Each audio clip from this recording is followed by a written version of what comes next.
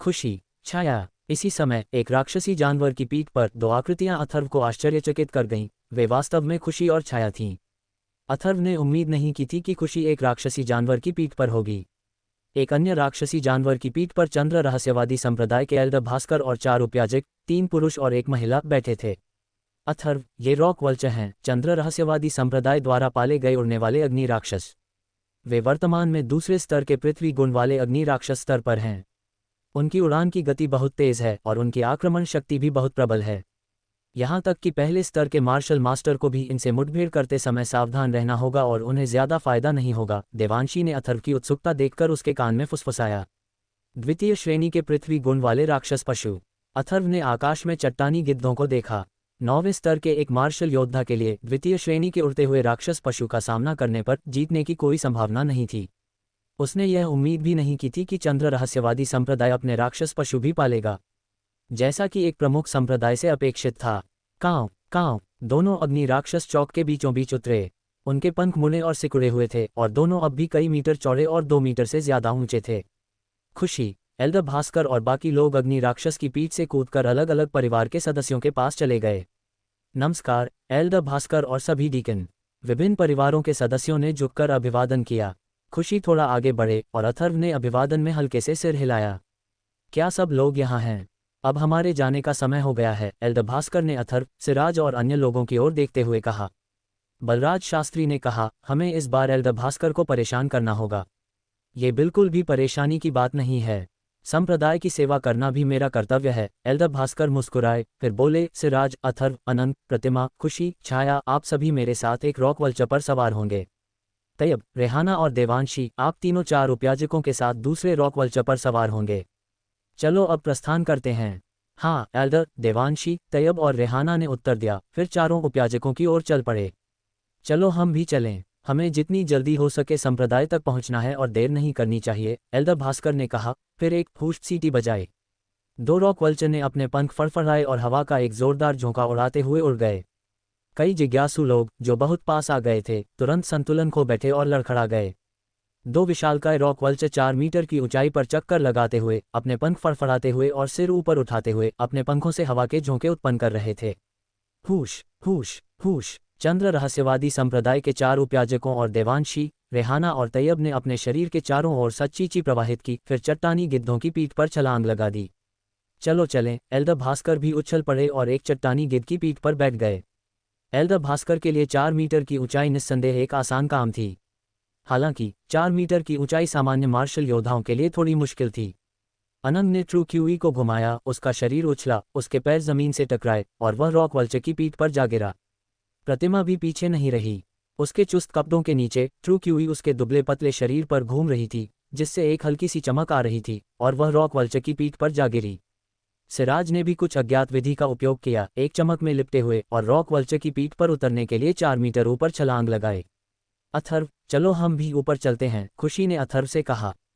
उसके पैरों की उंगलियां जमीन पर टकराईं, ऊर्जा का एक विस्फोट धरती से टकराया और उसकी आकृति घूमकर रॉक वल्चर की पीठ पर जा गिरी। नौकरानी छाया ने अथर्व की तरफ हल्के से सिर हिलाया, उसके शरीर में एक हल्की सी चमक छा गई और वह तुरंत शून्य से हवा में उठकर रॉक वल्चर की पीठ पर बैठ गई। ये दृश्य देखकर अथर्व मन ही मन आह भरने से खुद को रोक नहीं पाए। उसे उम्मीद नहीं थी कि इस नौकरानी छाया की ताकत इतनी ज्यादा होगी, शायद खुशी से भी ज्यादा।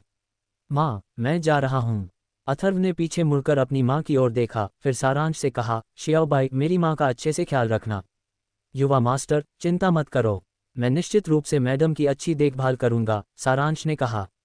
अथर्व ने थोड़ा सिर हिलाया, फिर बिना किसी हिचकिचाहट के उसने ट्रू क्यूई को घुमाया। उसके पैर अचानक ट्रू क्यूई से जमीन से टकराए। गति का सहारा लेते हुए उसका शरीर घूमा और ऊपर की ओर उछला, फिर रॉक वल्चर की चौड़ी पीठ पर जा गिरा। चलो चलें, एल्डर भास्कर ने धीरे से कहा। कांव कांव, दोनों चट्टानी गिद्ध चीखे, पंख फड़फड़ाए और आगे की ओर उड़ते हुए और भी ऊपर उड़ते चले गए। सब उन्हें जाते हुए देख रहे थे और पल भर बाद वे चौक के ऊपर आसमान से गायब हो गए। अथर्व ने नीचे की ओर देखा, अपनी माँ की आकृति को धीरे धीरे धुंधला और गायब होते देखा। उसने मन ही मन सोचा, वह जल्द से जल्द मजबूत होकर वापस लौट आएगा। इस अग्नि राक्षस की पीठ पर बैठकर अथर्व को थोड़ी चिंता हुई। अगर वह नीचे गिर गया तो बड़ी मुसीबत हो जाएगी। यह ऊंचाई शायद 1000 मीटर से भी ज्यादा थी।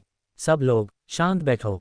हालांकि अब तुम चंद्र रहस्यवादी संप्रदाय के शिष्य हो और तुम्हारी प्रतिभाएं बुरी नहीं हैं। चंद्र रहस्यवादी संप्रदाय में आने के बाद भी तुम्हें कड़ी मेहनत करनी होगी। चंद्र रहस्यवादी संप्रदाय अत्यंत उच्च प्रतिभा वाले शिष्यों से भरा है। केवल अपनी प्रतिभा और शक्ति पर भरोसा करके ही तुम्हें संप्रदाय से अधिक साधना के अवसर प्राप्त होंगे, एल्डर भास्कर ने कहा। बड़े भास्कर, हमें चंद्र रहस्यवादी संप्रदाय तक पहुंचने में कितना समय लगेगा? खुशी ने पूछा। 1.5 महीने। उस समय संप्रदाय आप नए शिष्यों में से 10 लोगों को मुख्य शिष्य बनने के लिए चुनेगा। अगर आप यह अवसर चूक गए तो आपको 3 साल बाद ही मौका मिलेगा। नए शिष्यों के प्रत्येक समूह के पास 2 अवसर होते हैं। आप मुख्य शिष्य बन पाएंगे या नहीं, यह आपके अपने प्रयास पर निर्भर करता है, एल्डर भास्कर ने कहा। बड़े साहब, मुख्य शिष्यों और साधारण शिष्यों में क्या अंतर है? अथर्व ने पूछा। चंद्र रहस्यवादी संप्रदाय के मुख्य शिष्यों के बारे में अथर्व सबसे ज्यादा जानना चाहता था। क्या तुम सचमुच मुख्य शिष्यों और साधारण शिष्यों के बीच का अंतर नहीं जानते? एल्डर भास्कर ने अथर्व की ओर देखा, कुछ आश्चर्यचकित होते हुए, फिर कहा, लगता है किसी ने तुम्हें इसके बारे में नहीं बताया। अथर्व का सवाल सुनकर अनंग ने अथर्व को तिरस्कार भरी दृष्टि से देखा। प्रतिमा और सिराज दोनों थोड़े आश्चर्यचकित थे। अथर्व ने अपना सिर थोड़ा हिलाया। शास्त्री परिवार में किसी ने भी उसे इन बातों के बारे में नहीं बताया था और देवांशी ने पिछली बार भी इसे स्पष्ट रूप से नहीं समझाया था। एल्डर भास्कर ने अथर्व की ओर देखा और कहा, चंद्र रहस्यवादी संप्रदाय में कई साधारण शिष्य हैं, लेकिन बहुत कम मुख्य शिष्य हैं। मुख्य शिष्य बनने के लिए व्यक्ति में असाधारण प्रतिभा होनी चाहिए। यद्यपि चंद्र रहस्यवादी संप्रदाय के साधारण शिष्यों को बाहरी शिष्यों की तुलना में कहीं बेहतर साधना प्राप्त होती है, फिर भी वे चंद्र रहस्यवादी संप्रदाय के साधारण शिष्य ही हैं और संप्रदाय के भीतर सबसे महत्वपूर्ण युद्ध कौशल और साधना विधियों तक उनकी पहुंच नहीं है। ये चंद्र रहस्यवादी संप्रदाय की विरासत हैं और केवल एक मुख्य शिष्य बनकर ही आप इन्हें प्राप्त कर सकते हैं। इसके अलावा मुख्य शिष्यों को केवल साधना करने की आवश्यकता होती है। प्रत्येक को आंतरिक संप्रदाय के वरिष्ठों द्वारा व्यक्तिगत रूप से सिखाया जाता है। एक मुख्य शिष्य का दर्जा मुझसे कम नहीं है, और भी कई लाभ हैं जिन्हें मैं एक एक करके नहीं बताऊंगा। आपको उनकी कल्पना करने में सक्षम होना चाहिए। जहां तक सामान्य शिष्यों की बात है, साधना के अलावा उन्हें संप्रदाय के लिए विविध कार्य भी करने होते हैं। उन्हें मुख्य शिष्यों जैसा व्यवहार नहीं मिलता। केवल मुख्य शिष्य ही चंद्र रहस्यवादी संप्रदाय की सच्ची विरासत प्राप्त कर सकते हैं। अथर्व को अंततः समझ में आ गया कि मूल शिष्यों और साधारण शिष्यों के बीच का अंतर वास्तव में बहुत बड़ा था। इसका निस्संदेह अर्थ ये था कि मुख्य शिष्य चंद्र रहस्यवादी संप्रदाय के अपने लोग थे, जबकि साधारण शिष्य केवल बाहरी लोग थे। मुख्य शिष्य भविष्य में चंद्र रहस्यवादी संप्रदाय के मुख्य व्यक्ति बनेंगे, इसलिए उन्हें प्राप्त साधना स्वाभाविक रूप से कल्पनीय थी। बड़े, कोई मुख्य शिष्य कैसे बन सकता है? अथर्व ने पूछना जारी रखा। अथर्व को मुख्य शिष्य बनने में कोई रुचि नहीं थी, लेकिन यदि वह एक शिष्य बन जाता तो संभवतः 10,000 वर्ष का लाल ताम्र और प्रवाहित प्रकाश छाया चरण मार्शल कौशल प्राप्त करना बहुत आसान होता। उन्होंने कहा, 1.5 महीने में संप्रदाय के भीतर एक प्रतियोगिता होगी। यदि आपके नए शिष्य शीर्ष 10 में प्रवेश कर सकें तो आप मुख्य शिष्य बन सकते हैं, एल्डर भास्कर ने कहा। हालांकि आत्मा गुण अभ्यासियों को प्रतिस्पर्धा करने की आवश्यकता नहीं है और वे सीधे मुख्य शिष्य बन सकते हैं। मुझे आश्चर्य है कि इस बार कितने नए शिष्य होंगे? प्रतिमा ने पूछा। नए शिष्यों का प्रत्येक समूह 3,000 का है, एल्डर भास्कर ने हल्की मुस्कान के साथ कहा। 3,000? अथर्व चौंक गया। 3,000 नए शिष्य, सभी में उत्कृष्ट प्रतिभा। शीर्ष 10 में प्रवेश करना निश्चित रूप से कठिन होगा। उसी समय अथर्व चंद्र रहस्यवादी संप्रदाय की शक्ति के बारे में सोचने से खुद को रोक नहीं सका। हर 3 साल में 3,000 नए शिष्य चंद्र रहस्यवादी संप्रदाय में प्रवेश करते थे। पिछले कुछ वर्षों में चंद्र रहस्यवादी संप्रदाय की शक्ति बिल्कुल भयानक स्तर पर पहुंच गई थी। हर बार उत्कृष्ट प्रतिभा वाली युवा पीढ़ी को चंद्र रहस्यवादी संप्रदाय के पाले में ले लिया जाता था, जिससे अन्य ताकतों को मजबूत होने का अवसर और भी कम मिलता था। ये चंद्र रहस्यवादी संप्रदाय वास्तव में काफी चतुर था। ठीक है, अगले 1.5 महीने तक आप सभी को अच्छी तरह से खेती करनी चाहिए। तुम मुख्य शिष्य बन पाओगे या नहीं, ये तुम्हारे भाग्य पर निर्भर करेगा, एल्डर भास्कर ने बोलना समाप्त किया, फिर अपनी आंखें बंद कर लीं और चट्टान के गिद्ध की पीठ पर पालथी मारकर बैठ गए, मानो ध्यान करने लगे हों। सिराज, अनंग और प्रतिमा ने भी आराम करने के लिए अपनी आंखें बंद कर लीं। खुशी और उसकी नौकरानी छाया ने अथर्व की ओर थोड़ा सिर हिलाया। चट्टानी गिद्ध की पीठ पर अन्य लोग भी थे, इसलिए कुछ भी कहना उचित नहीं था और वे भी ध्यान करने लगे। अथर्व ने एक क्षण के लिए नीचे जमीन को देखते हुए सोचा। ऊंचाई वास्तव में थोड़ी भयावह थी, लेकिन इस चट्टानी गिद्ध को चंद्र रहस्यवादी संप्रदाय द्वारा प्रशिक्षित किया गया था, इसलिए कोई समस्या नहीं होनी चाहिए। तुरंत उन्होंने एक हाथ की मुहर बनाई, ये न्यांग आत्मा मार्शल सीक्रेट को प्रसारित किया और झाओ दा के शरीर से अवशोषित ऊर्जा को परिष्कृत करना शुरू कर दिया। एक क्षण बाद अथर्व भूल गया कि वह ऊंचाई पर एक चट्टानी गिद्ध की पीठ पर था और शांत ध्यान की स्थिति में पहुंच गया। उसकी सांसें धीमी और एक समान थीं और उसका शरीर एक हल्की मिट्टी जैसी पीली चमक से घिरा हुआ था। अथर्व के शरीर के अंदर अवशोषित सच्ची ऊर्जा का उन्मत्ततापूर्वक शोधन हो रहा था। उसके चारों ओर हवा में लहरें उठ रही थीं। सौभाग्य से इस समय रॉक गिद्ध की पीठ पर रॉक गिद्ध की उड़ान के कारण उत्पन्न हवा की धाराओं ने अथर्व के कारण होने वाले हवा के उतार चढ़ाव को पूरी तरह से छिपा दिया। यहाँ तक कि एल्डर भास्कर ने भी अथर्व के शरीर के आसपास के परिवर्तनों पर ध्यान नहीं दिया। अथर्व के शरीर के अंदर यिन यांग स्पिरिट मार्शल सीक्रेट द्वारा थोड़ा परिष्कृत होने के बाद अवशोषित सच्ची ऊर्जा का उपयोग उसके द्वारा किया जा सकता है। फिर ये लगातार अथर्व के दानतियान और क्यूई सागर में बहता रहा। अथर्व महसूस कर सकता था कि उसका दानतियान और क्यूई सागर लगातार भर रहा था। 5वें स्तर के मार्शल आर्टिस्ट तक पहुंचना मूलतः समय की बात थी। निरंतर शोधन के साथ शुद्ध सच्ची ऊर्जा की धाराएं उनके दानतियान और क्यूई सागर में प्रवेश कर गईं। दानतियान और क्यूई सागर के भीतर ये सच्ची ऊर्जा बादलों के झुरमुटों की तरह थी। सच्ची ऊर्जा के इस निरंतर प्रवाह के साथ अथर्व ने महसूस किया कि उसका आंतरिक डेंटियन और क्यूई सागर लगातार दृश्यमान गति से फैल रहा है। एक दिन तक अपने शरीर के भीतर की सच्ची ऊर्जा को परिष्कृत करने के बाद अथर्व के शरीर में परिष्कृत सच्ची ऊर्जा पहले से ही उसके डेंटियन और क्यूई सागर को भर चुकी थी। उसके शरीर में मौजूद सच्ची ऊर्जा ने धीरे धीरे उसके अधिकांश मेरिडियन को भर दिया था और शोधन अभी भी जारी था। 1 घंटा और बीतने के बाद अथर्व ने पाया कि उसके शरीर के भीतर की असली ऊर्जा एक महत्वपूर्ण बिंदु पर पहुंच गई थी। यदि और अधिक असली ऊर्जा डाली जाती तो ऐसा लगता कि वह फट जाएगी। मेरे लिए दबाव बनाओ, आगे बढ़ो, अथर्व ने अपने दिल में चिल्लाया। उसके पेट के निचले हिस्से में स्थित डेंटियन और क्यूई सागर के स्थान पर तुरंत ऊर्जा का एक उभार उत्पन्न हुआ, जिससे विशाल लहरें उत्पन्न हुईं जो अंततः ऊपर की ओर उठीं। तुरंत ही अथर्व, जिसने अपनी आंखें कसकर बंद कर रखी थीं, ने अचानक उन्हें खोल दिया। उसकी आंखों में प्रकाश की एक चमकदार चमक लगभग फैल गई। एक क्षण बाद प्रकाश की यह चमक उसकी आंखों में वापस लौट आई। अंततः 5वें स्तर के मार्शल आर्टिस्ट तक पहुंच गया। अपने शरीर के भीतर समृद्ध सच्ची ऊर्जा को महसूस करते हुए अथर्व आश्चर्यचकित हो गया।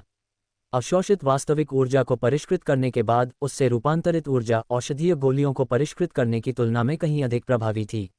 अगर मैं दूसरों की वास्तविक ऊर्जा को बड़े पैमाने पर अवशोषित कर सकता तो मेरी ताकत भयानक गति से टूट जाएगी, अथर्व ने खुद से सोचा।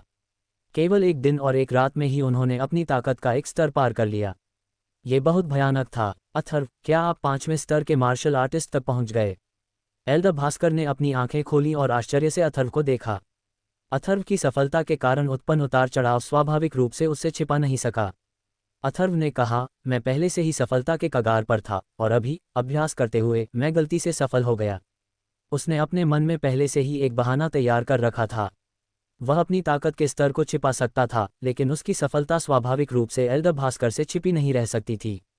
अथर्व और एल्डर भास्कर की बातें सुनकर सिराज, प्रतिमा, अनंत, खुशी और अन्य सभी ने अपनी आंखें खोलीं और आश्चर्य से अथर्व को देखा। अभ्यास करता रहा और अभ्यास करता रहा और गलती से सफलता मिल गई। एल्डर भास्कर अचंभित रह गए और बोले, 5वें स्तर के मार्शल आर्टिस्ट, 3 गुण वाले अभ्यासी। ऐसी प्रतिभा के साथ मुख्य शिष्य बनना कठिन नहीं है। मुझे डर है कि आपके संप्रदाय में आने के बाद संप्रदाय का कोई आंतरिक बुजुर्ग आपको ढूंढ लेगा। अथर्व को देखते हुए अनंत की आंखें ठंडक से भर गईं, लेकिन वह कुछ नहीं कर सका। अथर्व की ताकत पहले से ही उससे अधिक थी। सब लोग कुछ खा लो और फिर खेती जारी रखो। अभी भी बहुत जल्दी है और चंद्र रहस्यवादी संप्रदाय तक पहुंचने से पहले हमारे पास अभी भी बहुत समय है, एल्डर भास्कर ने कहा। फिर कुछ सूखा राशन निकाला। वे कई महीनों तक बिना खाए नहीं रह सकते थे। किंवदंती के अनुसार केवल मार्शल कमांडर के स्तर पर ही कोई व्यक्ति बिना भोजन के रह सकता है। मार्शल सोल और मार्शल जनरल पावरहाउस अधिकतम कुछ महीनों तक बिना भोजन के रह सकते हैं। जहां तक मार्शल आर्टिस्ट स्तर पर उनकी वर्तमान ताकत का सवाल है, वे अभी तक ऐसा करने में सक्षम नहीं थे। जब सभी लोग एल्डर भास्कर द्वारा निकाले गए सूखे राशन को खा रहे थे, अथर्व आसपास का माहौल देख रहा था। देवांशी जिस चट्टानी गिद्ध पर सवार था वह ज्यादा दूर नहीं था। उस चट्टानी गिद्ध पर भी सभी लोग खेती करते नजर आ रहे थे। सूखा राशन खाने के बाद सभी लोग खेती में लग गए। अथर्व को फिर से आगे बढ़ते देख अनजाने में सभी पर दबाव पड़ गया। ऐसा प्रतीत होता था कि हर कोई चंद्र रहस्यवादी संप्रदाय का मुख्य शिष्य बनना चाहता था। अथर्व ने तुरंत अपने शरीर के भीतर ऊर्जा को परिष्कृत करने में खुद को डुबो दिया। 5वें स्तर के मार्शल आर्टिस्ट तक पहुंचने के बाद उसके शरीर के भीतर परिष्कृत वास्तविक ऊर्जा अभी भी आधे से भी कम थी। स्टॉप्ड। एक क्षण बाद चमक की एक परत ने उसके शरीर को ढांक लिया और सच्ची क्यूई लगातार उसके डेंटियन क्यूई सागर में प्रवेश करती रही। समय धीरे धीरे बीतता गया। हर दिन सभी लोग केवल एक बार सूखा भोजन करते थे और फिर साधना जारी रखते थे। अथर्व ने अपने शरीर में सच्ची क्यूई ऊर्जा को परिष्कृत करने के लिए भी समय निकाला। 7 दिन बाद एल्डर भास्कर ने रॉक वल्चर को भी एक निर्जन पर्वत श्रृंखला में रोक दिया। रॉक वल्चर एक दूसरे दर्जे का राक्षसी जानवर था और उसे भी आराम की जरूरत थी, क्योंकि वह लगातार सभी को चंद्र रहस्यवादी संप्रदाय तक ले जाने में असमर्थ था। सभी लोग एक निर्जन पर्वत श्रृंखला में उतरे। अथर्व ने चारों ओर देखा। हर जगह ऊंचे ऊंचे पेड़ दिखाई दे रहे थे और कभी कभी दूर से अनजान जानवरों की आवाजें आ रही थीं। सब लोग ध्यान दें, इस पर्वत श्रृंखला में कोई राक्षसी जानवर नहीं होना चाहिए, लेकिन वहाँ काफ़ी जंगली जानवर हैं।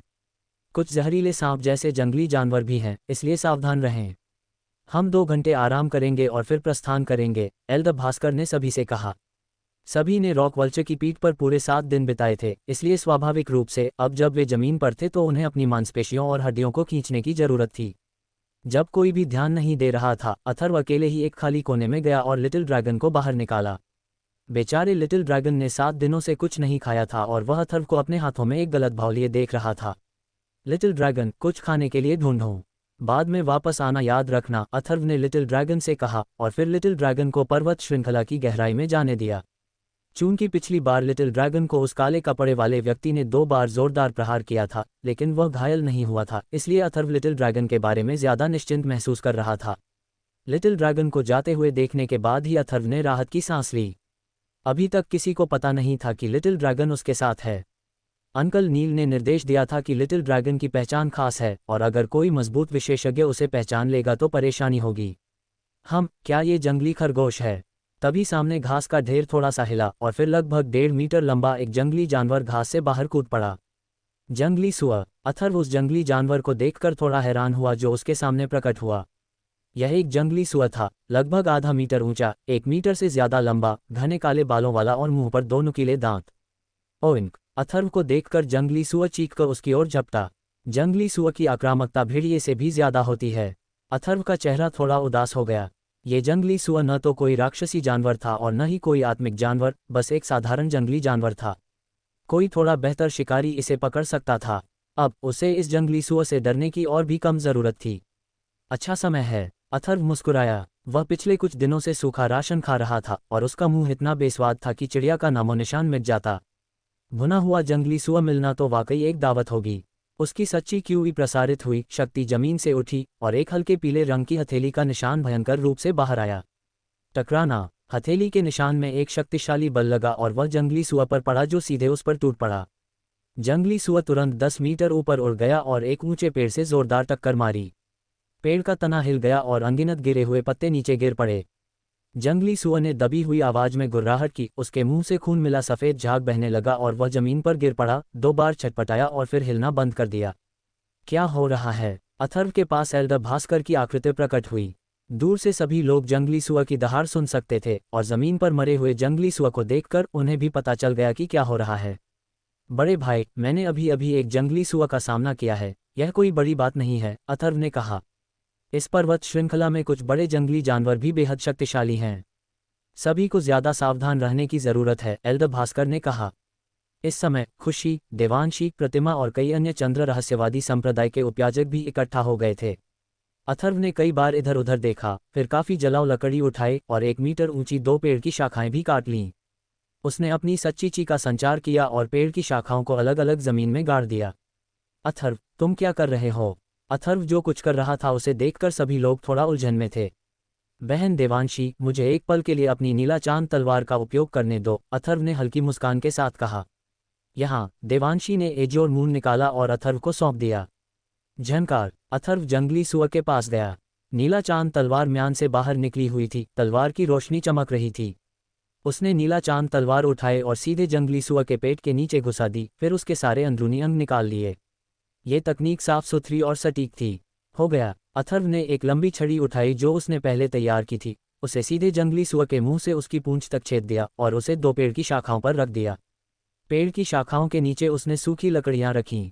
उसके अग्निगुण ने घनीभूत लपटें पैदा की और तुरंत ही सूखी लकड़ियों का वह ढेर आग की लपटों में बदल गया। अथर्व, तुम क्या कर रहे हो? एल्डर भास्कर भी पूछे बिना नहीं रह सके। बड़े साहब, ये बारबेक्यू है। ये जंगली सुअर बाद में स्वादिष्ट बनेगा, अथर्व ने हल्की मुस्कान के साथ कहा। अपनी यादों से उसे पता चला कि इस दुनिया में बारबेक्यू जैसी कोई चीज़ होती ही नहीं। मूल रूप से इस जंगली सुअर को भूनना मुश्किल नहीं था। आध्यात्मिक शक्ति से लपटें संघनित करना एक पल में पर्याप्त होता। हालांकि अथर्व बचपन से ही बारबेक्यू का अनुभवी था और गहराई से जानता था कि केवल लकड़ी पर भुना हुआ बारबेक्यू ही सबसे स्वादिष्ट होता है। अन्य लपटें काम नहीं आएंगी।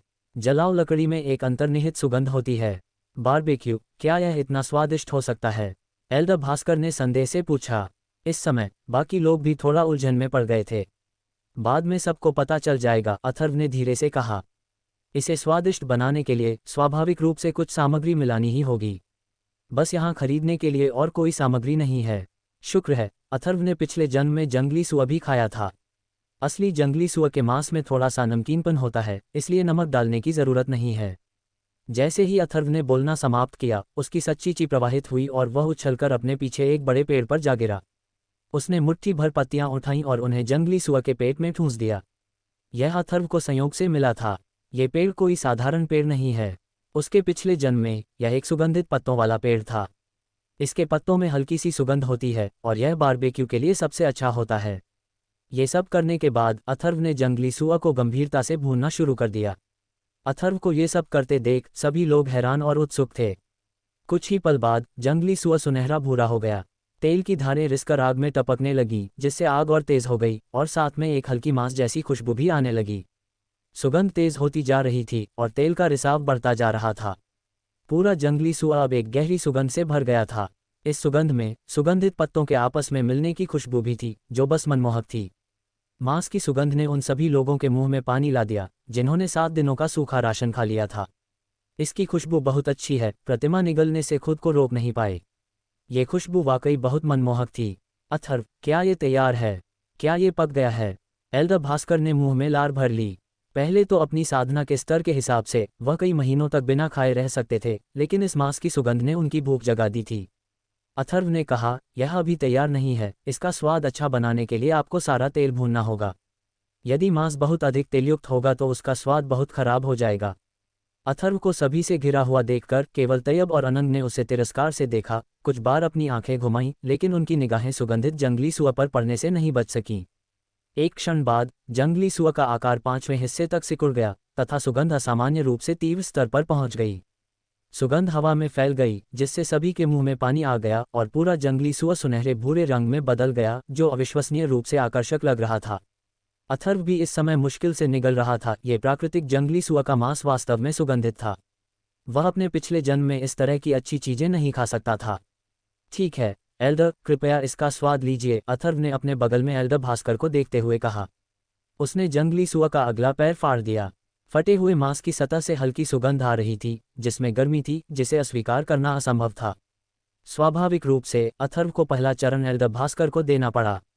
चंद्र रहस्यवादी संप्रदाय के एक बाहरी बुजुर्ग के रूप में उनके पास काफी शक्ति थी और यह चापलूसी निश्चित रूप से केवल लाभ ही लाएगी, नुकसान नहीं। ठीक है, मैं कोशिश करूंगी, एल्डर भास्कर अब खुद को रोक नहीं सकी। उसकी सफ़ेद भौहें ऊपर उठी। उसने एक सुअर का पैर उठाया, उसे सूंघा और फिर गर्मी की परवाह न करते हुए उसे काट लिया। उसके मुंह में स्वाद में सुगंध थी, हल्की चबाने की क्षमता थी जो कठोर नहीं थी, और मांस दृढ़ तो था लेकिन कड़ा नहीं था। एक ही निवाले से तेल का रस बाहर निकल आया। एल्डर भास्कर की आंखें तुरंत चौड़ी हो गईं और वह खुद को ये कहने से नहीं रोक सके, अच्छा बच्चा, मुझे उम्मीद नहीं थी कि तुम्हारे पास ये कौशल होगा। स्वादिष्ट, ये बहुत स्वादिष्ट है। आप सभी उपयाजकों, आइए हम सब इसका स्वाद लें, अथर्व ने 4 चंद्र रहस्यवादी संप्रदाय के उपयाजकों से कहा। फिर उसने 2 और पिछले पैर खींच लिए और एक देवांशी को दे दिया। बहन देवांशी, आपको भी इसे आजमाना चाहिए, इसका स्वाद अच्छा है। मिस खुशी, छाया, यह आपका है। अथर्व ने दूसरा पिछला पैर खुशी को सौंपा। मैं पहली बार इस तरह से तैयार किया गया खाना खा रहा हूँ, इसलिए मुझे इसे ज़रूर आजमाना चाहिए, खुशी ने हल्की मुस्कान के साथ कहा, लेकिन मना नहीं किया। सभी उपयाजक बस अपने हाथों का उपयोग करें।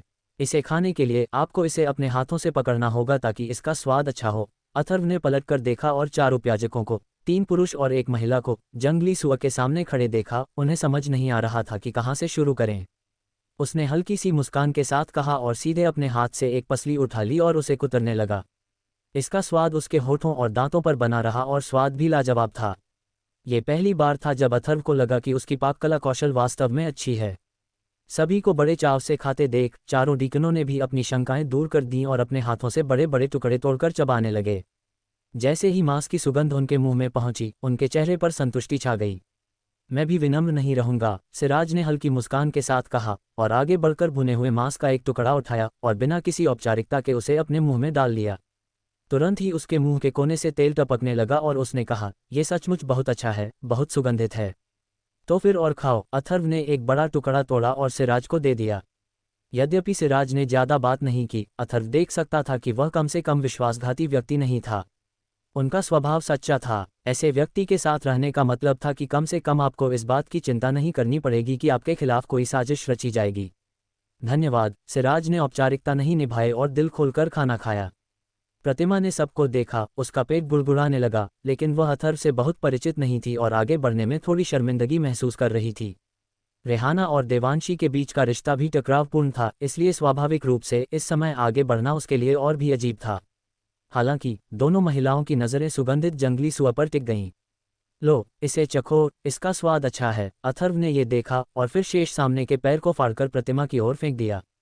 यद्यपि प्रतिमा और रेहाना बहनें थीं, लेकिन उनके व्यक्तित्व पूरी तरह से अलग थे। अथर्व को प्रतिमा से कोई खास नफरत नहीं थी, इसके विपरीत वह कुछ हद तक उसकी स्पष्टवादिता की प्रशंसा करता था। धन्यवाद। प्रतिमा ने जंगली सुआ का अगला पैर उठाया जिसे अथर्व ने फेंक दिया था, उसकी आंखों में कृतज्ञता दिख रही थी। फिर वह रेहाना के पास गई। रेहाना ने भी मना नहीं किया। दोनों महिलाओं ने एक छोटा सा निवाला लेकर शुरुआत की। मांस की सुगंध उनके मुंह में प्रवेश कर गई और फिर उन्होंने अपनी छवि की परवाह नहीं की और दिल खोलकर खाना शुरू कर दिया। हर जगह तेल टपक रहा था। अथर्व थोड़ा मुस्कुराया। 7 दिनों तक सूखा राशन खाने के बाद अब भुना हुआ मांस खाना बर्फ में कोयला पाने जैसा था। उसने अनंग और तैयब की ओर देखा जो एक तरफ खड़े थे। अथर्व ने थोड़ा उपहास किया और उन दोनों को अनदेखा कर दिया। अनंग, इसमें इतना कुछ है कि मैं इसे खत्म नहीं कर सकता। तुम मुझे थोड़ा खाने में मदद करो। देवांशी ने यह बात नोटिस की। वह अनंग के पास गई और उसके लिए पिछले पैर का आधा हिस्सा फाड़ दिया। ये पिछला पैर पहले से ही काफी बड़ा था और देवांशी वास्तव में इसे खत्म नहीं कर सका। इसके अलावा अनंग और अथर्व के बीच के मामले के बारे में हालांकि देवांशी पूरी तरह से स्पष्ट नहीं थी, लेकिन वह इसके बारे में ज्यादातर जानती थी। हालांकि कोई बात नहीं, अनंग भी उसका चचेरा भाई था। इस दृष्टिकोण से उसे उसका ध्यान रखना था और वह उसे अनदेखा नहीं कर सकती थी। अथर्व ने उनकी ओर देखा और कुछ नहीं कहा। वह जमीन पर बैठ गया और अपने हाथ में भुने हुए मांस का बड़ा टुकड़ा कुतरने लगा। इस समय अनंग से निपटना संभव नहीं होगा। धन्यवाद बहन देवांशी। अनंग ने अथर्व की ओर देखा और देखा कि वह दूर से ध्यान नहीं दे रहा था। सुगंधित भुने हुए मांस को सूंघकर वह अंततः मना नहीं कर सका और भुने हुए मांस को उठाकर चबाने लगा। यह क्षेत्र सुगंध से भरा हुआ था जिसने कई जंगली जानवरों को आकर्षित किया। थोड़ी देर बाद कई जंगली जानवर वहां इकट्ठा हो गए। उनकी दहाड़ें गूंज रही थीं, लेकिन भीड़ को देखकर इन जानवरों ने पास आने की हिम्मत नहीं की। बहुत स्वादिष्ट, बहुत समय हो गया जब से मैंने कुछ इतना स्वादिष्ट खाया है। एल्डर भास्कर ने डकार ली और अपने पेट पर थपथपाते हुए संतुष्ट भाव से कहा, यह सचमुच स्वादिष्ट है। चंद्र रहस्यवादी संप्रदाय की मध्यम आयु वर्ग की महिला पादरी ने हल्की मुस्कान के साथ कहा, ऐसा लगता है कि आने वाले दिनों में हमारा पेट अधिक आरामदायक हो जाएगा। इस समय सभी का पेट भर गया था और उनके मुंह तेल से सने हुए थे।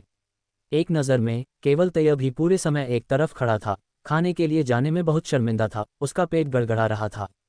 ठीक है, अब हमें चलना चाहिए, एल्डर भास्कर ने कहा। बड़े साहब, मैं शौच के लिए जा रहा हूँ, अथर्व ने कहा और फिर पीछे जंगल में चला गया। अथर्व एक विशाल पेड़ के पीछे चला गया और एक हल्की पीली रोशनी बिजली की तरह चमकी और अथर्व के कंधे पर आ गिरी। ये छोटू था। अथर्व के मुंह के कोने पर मांस की सुगंध सूंघते हुए जियो लॉन कुछ खोजता रहा। इस तरह की सुगंध छोटू से छिपी नहीं रह सकती थी। देखना बंद करो, मैंने तुम्हारे लिए कुछ बचा कर रखा है, अथर्व ने हल्के से मुस्कुराते हुए कहा और भुने हुए मांस का एक टुकड़ा पहले से ही उसके हाथ में था। ची ची। जियो लॉन्ग ने अपना छोटा सा मुंह खोला और भुने हुए मांस का छोटा सा टुकड़ा, जो लगभग हथेली के आकार का था, सीधे अपने मुंह में निगल लिया। इसका छोटा सा शरीर इस भुने हुए मांस के आकार का ही था। अथर्व को थोड़ा संदेह हुआ कि छोटू ने इसे कैसे खा लिया। हमें जाना चाहिए, अथर्व ने बोलना समाप्त किया और छोटू समझते हुए अपनी आस्तीन में घुस गया और गायब हो गया। जब अथर्व भीड़ में वापस आया तो 2 चट्टानी गिद्ध पहले से ही आकाश में चक्कर लगा रहे थे। सभी लोग चट्टान पर चढ़ गए और अपनी यात्रा जारी रखी। उन्होंने जंगली सुअर का मांस खत्म नहीं किया था, नहीं वे उसे ले जा सकते थे। उनके जाने के बाद कई जंगली जानवर बाहर निकले और भुने हुए मांस के बचे हुए छोटे हिस्से को तुरंत खा गए। स्टॉप्ड। अथर्व ने अपने शरीर के भीतर वास्तविक ऊर्जा को परिष्कृत करना भी जारी रखा। यिन यांग स्पिरिट मार्शल सीक्रेट आर्ट द्वारा परिष्कृत ऊर्जा के धागे सच्ची ऊर्जा में परिवर्तित हो गए और उनके डेंटियन क्यूई सागर में प्रवेश कर गए। समय इसी तरह धीरे धीरे बीतता गया। रॉक ईगल्स की पीठ पर हर किसी को लंबे समय से इसकी आदत हो गई थी। अथर्व के शरीर में एक हल्की सी चमक छा गई, क्योंकि वह लगातार परिष्कृत सच्ची ऊर्जा को अवशोषित कर रहा था। जैसे जैसे सच्ची ऊर्जा का शोधन कम होता गया, अथर्व के दानतियान क्यूई सागर के भीतर सच्ची ऊर्जा अधिकाधिक प्रचुर होती गई। ये गति औषधीय गोलियों के शोधन से प्राप्त की जा सकने वाली गति से कहीं अधिक थी। अथर्व ने सोचा कि प्रतिद्वंद्वी की वास्तविक ऊर्जा को अवशोषित करना औषधीय गोलियों को अवशोषित करने से कम दोगुना प्रभावी था। यदि वह निरंतर सच्ची ऊर्जा को अवशोषित कर सके तो उसकी साधना की गति निश्चित रूप से एक भयानक स्तर तक पहुंच जाएगी। हालांकि यह आसान नहीं था। यदि उसकी साधना पद्धति उजागर हो जाती तो वह बड़ी मुसीबत में पड़ जाता। इस तरह 7 दिन और बीत गए। जब उसके शरीर के भीतर सच्ची ऊर्जा का अंतिम निशान परिष्कृत हो गया तो अथर्व के दानतियान क्यूई समुद्र में सच्ची ऊर्जा का घना बादल एक महत्वपूर्ण बिंदु पर पहुंच गया था। थोड़ी और सफलता के साथ वह 6ठे स्तर के मार्शल योद्धा तक पहुंच सकता है। वास्तव में मैं 6ठे स्तर के मार्शल योद्धा तक नहीं पहुंच पाया। अथर्व ने अपनी आंखें खोलीं, बासी सांस छोड़ी और बहुत आश्चर्यचकित हुआ। 6ठे स्तर के मार्शल योद्धा तक पहुंचने के लिए आवश्यक ऊर्जा उसकी कल्पना से कहीं अधिक थी। अथर्व भी बहुत निराश नहीं थे। उनका वास्तविक ऊर्जा स्तर पहले ही 5वें स्तर के मार्शल योद्धा के शिखर पर पहुंच चुका था। जब तक वह एक और ऊर्जा बढ़ाने वाली गोली लेता रहेगा तब तक 6ठे स्तर के मार्शल योद्धा तक पहुंचना उसके लिए आसान होगा। चलो अभी आगे नहीं बढ़ते, अथर्व ने मन ही मन सोचा। यदि वह फिर से 6ठे स्तर के मार्शल योद्धा तक पहुंच गया तो एल्ड भास्कर के सामने उसे समझाना थोड़ा कठिन होगा। आधे महीने से भी कम समय में दोबारा प्रवेश करने से बहुत परेशानी होगी। इस समय अथर्व भी अपने दिल में विचार कर रहा था कि वह कैसे अपनी आध्यात्मिक ऊर्जा साधना को जल्दी से बढ़ा सकता है। आत्मा और मार्शल आर्ट को एक साथ आगे बढ़ना था। भले ही उसने अपने मार्शल योद्धा स्तर को 9वें स्तर तक विकसित कर लिया हो, यदि उसका आध्यात्मिक अभ्यासी स्तर अभी भी प्रथम स्तर के आध्यात्मिक अभ्यासी पर ही था तो भी वह आगे नहीं बढ़ पाएगा। सभी लोग थोड़ी देर आराम करते रहें। बुजुर्ग भास्कर ने अपनी आंखें खोलीं और सीटी बजाए। दोनों रॉक ईगल्स ने तुरंत चीख मारी और धीरे धीरे एक पर्वत श्रृंखला में उतर गए। इस पर्वत श्रृंखला में बहुत सारे जंगली जानवर हैं। सभी लोग थोड़ी और मेहनत करें और कुछ जंगली जानवर ढूंढें। हम पेट भर खाने के बाद ही चलेंगे, एल्डर भास्कर ने कहा। उनकी नज़र अथर्व पर टिकी हुई थी, कुछ अस्पष्ट सा संकेत था। भीड़ तुरंत तितर बितर हो गई। अथर्व ने एक सुनसान जगह ढूंढी, शियाओलों को चारा ढूंढने के लिए बाहर जाने दिया और फिर कई पाउंड वजन का एक जंगली खरगोश भी पकड़ लिया। कुछ ही देर बाद सभी ने कुछ न कुछ फसल काट ली। 4 उपयाजकों में से 3 पुरुष उपयाजकों ने जंगली शिकार के कई टुकड़े उठाए हुए थे और प्रतिमा ने भी अपने हाथ में 2 जंगली मुर्गियां ले रखी थीं। अनंत, तैयब, देवांशी और खुशी भी खाली हाथ नहीं लौटे। अथर्व ने चारों ओर नजर दौड़ाए और देखा कि हर कोई विभिन्न प्रकार के जंगली शिकार ले जा रहा था। वे काफी प्रकार के थे। इस बार अनंत और तैयब ने सीधे तौर पर अथर्व की जंगली सुअर को भूनने की विधि की नकल की और बारबेक्यू करना शुरू कर दिया। ऐसा लग रहा था जैसे वे दोनों 2 जंगली मुर्गियों और एक जंगली खरगोश को भून रहे हों। उन्हें काफ़ी सुगंधित पत्तियां भी मिली और वे अच्छा काम कर रहे थे। उन्होंने काफ़ी जल्दी सीख लिया। और तैयब के उकसावे पर 2 बहनों, रेहाना और प्रतिमा ने भी एक साथ 2 जंगली मुर्गियों को भूनना शुरू कर दिया। तैयब की मदद से दोनों लड़कियों को ये काम स्वयं करने की आवश्यकता नहीं पड़ी। अथर्व थोड़ा मुस्कुराया लेकिन जल्दी में नहीं था। उन्होंने सिराज को जंगली शिकार के आंतरिक अंगों को साफ करने को कहा, लेकिन उसे त्वचा या फर को हटाने से मना किया। उन्होंने तीनों उपयाजकों से कुछ जलाऊ लकड़ी ढूंढने में मदद करने को कहा, जबकि वे स्वयं आसपास कुछ ढूंढने लगे। एक क्षण बाद अथर्व एक स्थान पर गया और नीचे बैठ गया। उसने मुट्ठी भर मिट्टी उठाई, उसे नाक से सूंघा और मुस्कुरा दिया। मिट्टी थोड़ी नम और पीली थी, जो बिल्कुल वैसी ही मिट्टी थी जिसकी अथर्व तलाश कर रही थी। तुरंत अथर्व ने बहुत सारी पीली मिट्टी खोदी और उसे सबके सामने ले आए। यह एक अपरिहार्य वस्तु थी। अथर्व को इतनी सारी मिट्टी ले जाते देख सभी लोग आश्चर्यचकित थे। फिर अथर्व ने कुछ सुगंधित पत्तियां तोड़ी। अथर्व, तुम्हें इतनी मिट्टी की क्या जरूरत है? एल्डर भास्कर ने उलझन भरे भाव से पूछा। बड़े भाई, ये पीली मिट्टी है। तुम्हें थोड़ी देर में पता चल जाएगा, अथर्व ने कहा। बोलने के बाद सभी को आश्चर्यचकित करते हुए अथर्व ने सबसे पहले जंगली मुर्गियों और खरगोशों के चारों ओर सुगंधित पत्ते लपेटे। फिर उसने जंगली मुर्गियों और खरगोशों पर सीधे पीली मिट्टी लगाई, जिससे सुगंधित पत्तियां ढक गईं और अंततः पीली मिट्टी के ढेर बन गए। अथर्व को ये सब करते देख हर कोई और भी हैरान हो गया। ठीक है, अंत में अथर्व ने जमीन में कई गड्ढे खोदे, जंगली मुर्गियों और खरगोशों के चारों ओर लिपटे मिट्टी के ढेले को गड्ढों में डाल दिया और फिर सीधे ऊपर आग जला दी। अथर्व, ये पिछली बार से अलग क्यों है? देवांशी ने पूछा। अथर्व ने कहा, पिछली बार जंगली सुअर का स्वाद नमकीन था, इसलिए मैंने उसे सीधे भून दिया। लेकिन इन जंगली मुर्गियों और खरगोशों का स्वाद नमकीन नहीं होता और हमारे पास नमक नहीं है। स्वाभाविक रूप से हम उन्हें इस तरह भून नहीं सकते। मैंने अभी जो पीली मिट्टी पाई है उसका स्वाद नमकीन है और यह नमकीनपन जंगली जानवरों में भी समा जाएगा। तो यह ऐसा ही है। अंततः सभी लोग समझ गए और लकड़ी जलाने में व्यस्त हो गए। 10 मिनट से अधिक समय बाद अथर्व ने जंगली शिकार को एक बार फिर पलट दिया ताकि नीचे का हिस्सा न पक जाए और फिर बड़ी आग जलाना जारी रखा। इस समय दूरी पर तैयब, अनंत, रेहाना और प्रतिमा द्वारा बारबेक्यू किया जा रहा जंगली शिकार पहले से ही सुगंध उत्सर्जित कर रहा था और सुनहरे भूरे रंग में बदल गया था। चारों उत्साहित हो गए और उन्होंने जंगली जानवर को उठा लिया और उसे कुतरना शुरू कर दिया। हालांकि चारों लोगों के मूल रूप से उत्साहित भाव तुरंत ही बदसूरत हो गए। यद्यपि जंगली शिकार सुगंधित था, लेकिन ये स्वादहीन था, इसमें कोई स्वाद नहीं था।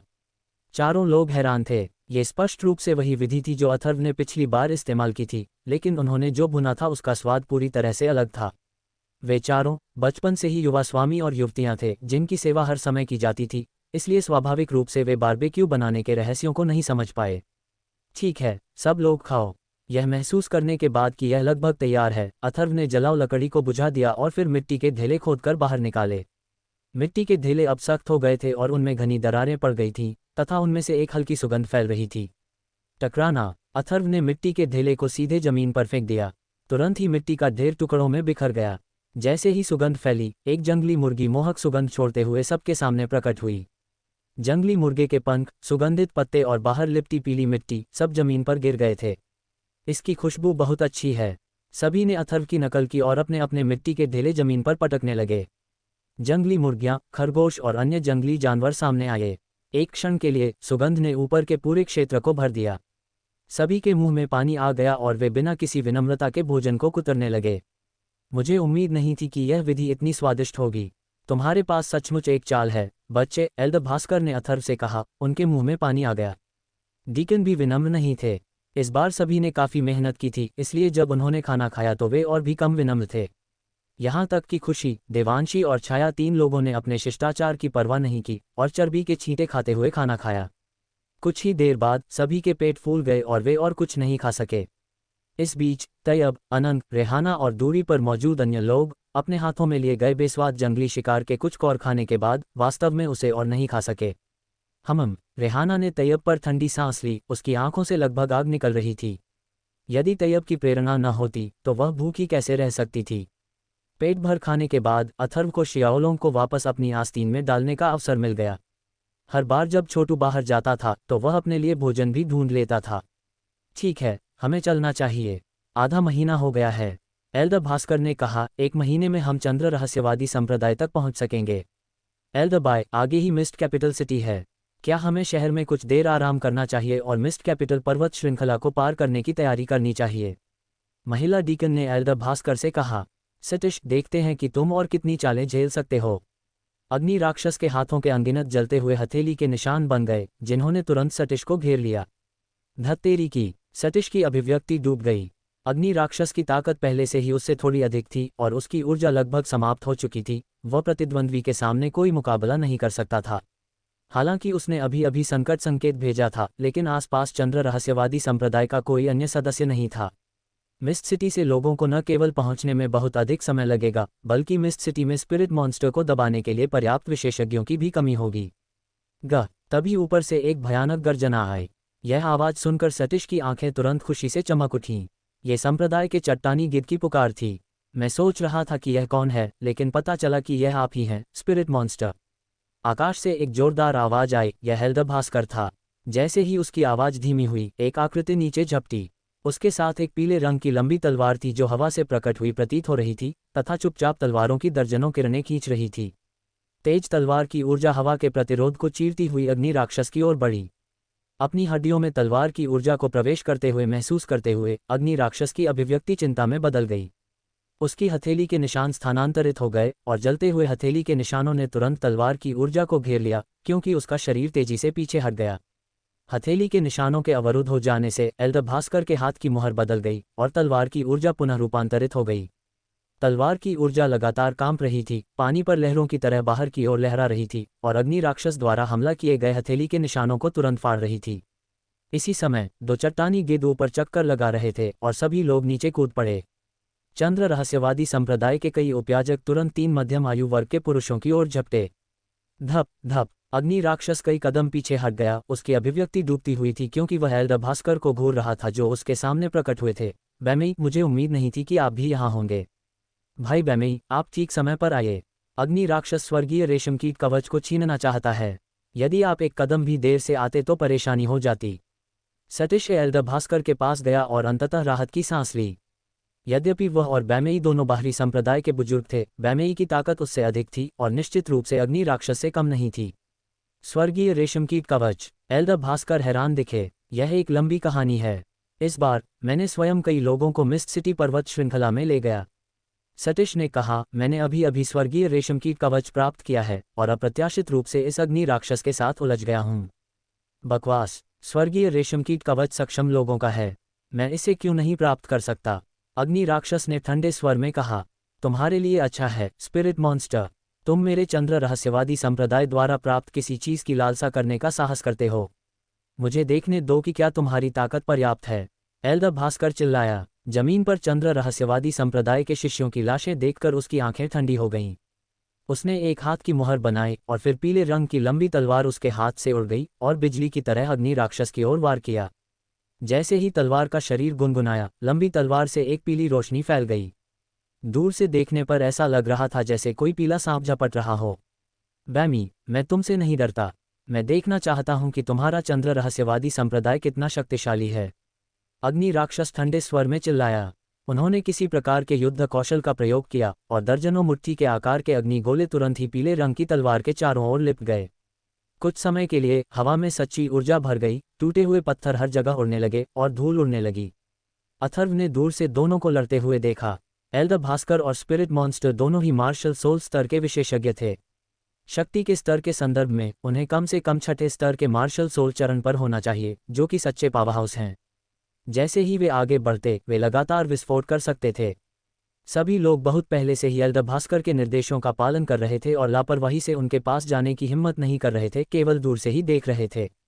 इस बीच चंद्र रहस्यवादी संप्रदाय के 4 उपयाजकों और तन कपड़े पहने 3 हटे कट्टे पुरुषों के बीच लड़ाई में चंद्र रहस्यवादी संप्रदाय के 4 उपयाजकों ने ऊपरी हाथ पकड़ लिया। चारों डीकनों की शक्ति का स्तर 8वें स्तर के मार्शल मास्टर और 9वें स्तर के मार्शल मास्टर के आसपास था। तीनों हटे कट्टे पुरुषों की ताकत थोड़ी कमजोर लग रही थी तथा उनकी संख्या भी काफी कम थी, जिससे वे एक अनिश्चित स्थिति में थे। अथर्व को सबसे अधिक दिलचस्पी एल्दर भास्कर और स्पिरिट मॉन्स्टर के बीच की लड़ाई में थी। ये दोनों ही असली ताकतवर थे और उनकी लड़ाई भयंकर स्तर पर पहुंच गई थी। एक पल में अग्नि राक्षस द्वारा संघनित दर्जनों आग के गोले एल्दर भास्कर द्वारा संचालित पीले रंग की कीमती तलवार से चकनाचूर हो गए, जिसने तलवार की छाया का एक समूह बनाया। तेज तलवार की ऊर्जा बाहर निकली, आग के गोलों को चीरती हुई, और फिर लंबी तलवार ने क्षैतिज रूप से वार किया। अपनी गति तकनीक की मदद से एल्दर भास्कर के हाथ की मुहर बदल गई और कई छोटी तलवार ऊर्जा पवन ब्लेड तलवार से निकलकर अग्नि राक्षस की गर्दन की ओर बढ़ने लगीं। अग्नि राक्षस की अभिव्यक्ति डूब गई। उसकी आकृति रुकने की हिम्मत नहीं कर सकी और वह तेजी से पीछे हट गया। सुरक्षात्मक ऊर्जा का एक चक्र उसके शरीर को घेरे हुए था और कई तलवार ऊर्जा पवन ब्लेड सुरक्षात्मक ऊर्जा से टकराने पर पूरी तरह से नष्ट हो गए। तलवार ऊर्जा पवन ब्लेड का विरोध करने के बाद अग्नि राक्षस की अभिव्यक्ति बहुत अधिक गंभीर हो गई थी। उसने अपना हाथ घुमाया। उसके हाथ में एक हथेली का निशान था जो एक भयंकर बल के साथ एल्दर भास्कर की ओर क्षैतिज रूप से टूट रहा था। बल ने हवा को संपीड़ित कर दिया और हवा में लगातार ध्वनि विस्फोट होने लगे। एल्दर भास्कर ने भी लापरवाही बरतने की हिम्मत नहीं की। अपने पीछे लगातार हो रहे विस्फोटों की दमनकारी शक्ति को महसूस करते हुए उसके हाथ की मुहर फिर बदल गई और पीली तलवार हिंसक रूप से बाहर निकल आई। लंबी तलवार ने हवा में एक हल्की पीली चाप छोड़ी। इसकी तीखी नोक हवा के प्रतिरोध को भेदती हुई अग्नि राक्षस की हथेली के निशान से जोरदार टक्कर मारती हुई प्रतीत हुई। जैसे ही दोनों टकराए, उनके हमलों में निहित शक्तिशाली बल तुरंत फूट पड़ा और फिर हवा एक चाप में संकुचित हो गई। अंततः वह अपार शक्ति का सामना करने में असमर्थ हो गई और एक धमाके के साथ फट गई। Bang bang! अंतरिक्ष में एक बहुत बड़ा ध्वनि विस्फोट गूंज उठा। आसपास के दर्जनों मीटर के दायरे में रेत और पत्थर उड़कर एक बड़ा गड्ढा बना दिया और दोनों आकृतियां एक साथ पीछे हट गईं। बैमी, तुम्हारी ताकत सचमुच अच्छी है, हालांकि मुझे स्वर्गीय रेशम कीट कवच प्राप्त करना होगा। अग्नि राक्षस ने कहा, स्वर्गीय रेशम कीट कवच मुझे सौंप दो और मैं तुरंत चला जाऊंगा। चुटकुला, क्या तुम में ये क्षमता है? एल्डर भास्कर ने पूछा। हे, तो ठीक है। ये आपके चंद्र रहस्यवादी संप्रदाय के कुछ नए शिष्य हैं, है ना? उनकी प्रतिभा अच्छी होनी चाहिए, अगर वे मर गए तो दुख होगा। यदि आप स्वर्गीय रेशम कीट कवच नहीं सौंपते हैं तो मैं आपका कुछ नहीं कर सकता, लेकिन क्या आपको लगता है कि मैं उनमें से कुछ को मार सकता हूँ? अग्नि राक्षस भयावह रूप से मुस्कुराया, उसकी निगाहें अथर्व, देवांशी, रेहाना और दूरी पर अन्य लोगों पर टिकी थीं। स्पिरिट मॉन्स्टर, तुम्हारी हिम्मत कैसे हुई? भले ही आप प्राचीन क्षेत्र में भाग जाएं, मेरा चंद्र रहस्यवादी संप्रदाय आपको जाने नहीं देगा। एल्डर भास्कर तुरंत चिल्लाया, अपने दिल में स्पष्ट रूप से समझ गया कि अग्नि राक्षस की ताकत उससे ज्यादा कमजोर नहीं थी। यदि अग्नि राक्षस उन नए शिष्यों से निपटने के लिए दृढ़ था तो वह उन सभी की रक्षा करने में सक्षम नहीं होगा। मैं आपसे आखिरी बार पूछूंगा, क्या आप स्वर्गीय रेशम कीट कवच सौंप रहे हैं या नहीं? अग्नि राक्षस ने कहा, सपने देखते रहो, आप स्वर्गीय रेशम कीट कवच जैसे खजाने को प्राप्त करने के योग्य नहीं हैं, एल्डर भास्कर ने ठंडे स्वर में कहा। तो फिर मुझे अशिष्ट होने का दोष मत दो। अग्नि राक्षस भयावह रूप से चिल्लाया, उसका आकार तुरंत बाहर आया और सीधे अथर्व और अन्य नए शिष्यों की ओर झपटा। तुम्हारी हिम्मत कैसे हुई? एल्डर भास्कर चिल्लाया। सतीश का फिगर भी बिजली की तरह था। उनमें से दो, एक कृपाण के साथ और एक तलवार के साथ, सीधे अग्नि राक्षस की ओर झपटे। दो चाप हवा को चीरते हुए एक तेज सीटी जैसी ध्वनि उत्पन्न करते हैं। नहीं, हम जल्दी में हैं। हम सीधे मिस्टी पर्वत श्रृंखला पर जाएंगे, एल्डर भास्कर ने कहा। एल्डर बाय, क्या सीधे जाना खतरनाक नहीं होगा? मध्यम आयु वर्ग की महिला डीकन ने पूछना जारी रखा। हमारे चंद्र रहस्यवादी संप्रदाय में किसी को भी हमें उकसाने की हिम्मत नहीं करनी चाहिए। कुछ नहीं होगा, मिस्टी सिटी में हाल के वर्षों में कोई समस्या नहीं हुई है, एल्डर भास्कर ने बोलना समाप्त किया और तुरंत दो रॉक वल्चर को बुलाया। सभी लोग रॉक वल्चर पर चढ़ गए और पुनः चंद्र रहस्यवादी संप्रदाय की ओर चल पड़े। अथर्व उस धुंधली पर्वत श्रृंखला के बारे में थोड़ा उत्सुक था जिसका जिक्र एल्डर भास्कर ने अभी किया था। यहाँ तक कि चंद्र रहस्यवादी संप्रदाय के उपयाजक भी खतरे को लेकर चिंतित थे। ये धुंधली पर्वत श्रृंखला कैसी जगह है? बड़े भाई, ये धुंधली पर्वत श्रृंखला कैसी जगह है? अथर्व ने पूछा। मिस्टी पर्वत श्रृंखला एक पर्वत श्रृंखला है जो प्राचीन क्षेत्र से जुड़ती है। पर्वत श्रृंखला के किनारे पर एक मिस्टी शहर है जो चंद्र रहस्यवादी संप्रदाय का क्षेत्र है। हालांकि मिस्टी पर्वत श्रृंखला विशाल है और स्थिति अपेक्षाकृत अराजक है। कभी कभी राक्षसी जानवर भी दिखाई देते हैं। आम लोग मिस्टी पर्वत श्रृंखला में प्रवेश करने की हिम्मत नहीं करते, एल्डर भास्कर ने कहा। तो ऐसा ही है, अथर्व ने मन ही मन सोचा। उसने प्राचीन क्षेत्र के बारे में पहले भी सुना था। शास्त्री परिवार के गुप्त मार्शल मंडप में इसका एक अभिलेख था। स्पिरिट मार्शल महाद्वीप के चारों ओर 4 अन्य महाद्वीप थे और उनका क्षेत्रफल स्पिरिट मार्शल महाद्वीप से बहुत अलग नहीं था। स्पिरिट मार्शल महाद्वीप के पूर्व में पूर्वी सागर में महान शहर है, पश्चिम में पश्चिमी नदी का प्राचीन क्षेत्र है, दक्षिण में दक्षिणी मैदानों का पैतृक दानव वन है जो राक्षसी जानवरों का क्षेत्र है। यहाँ प्रवेश करने वाले मनुष्यों का जीवित बचकर न निकलना लगभग निश्चित है। उत्तर में स्पिरिट सम्राट चट्टान है जो आत्मा जानवरों का क्षेत्र है। वहां जाने वाले मनुष्यों के दुर्भाग्य का सामना करने की संभावना भी अधिक होती है। बीच में सबसे बड़ा आत्मा युद्ध महाद्वीप है। चंद्र रहस्यवादी संप्रदाय आत्मा युद्ध महाद्वीप के 3 संप्रदायों और 4 द्वारों में से एक है। हालांकि 3 संप्रदायों और 4 द्वारों की शक्ति अतुलनीय है, फिर भी वे आसपास के प्राचीन क्षेत्र और महान शहर तक नहीं पहुंच सकते।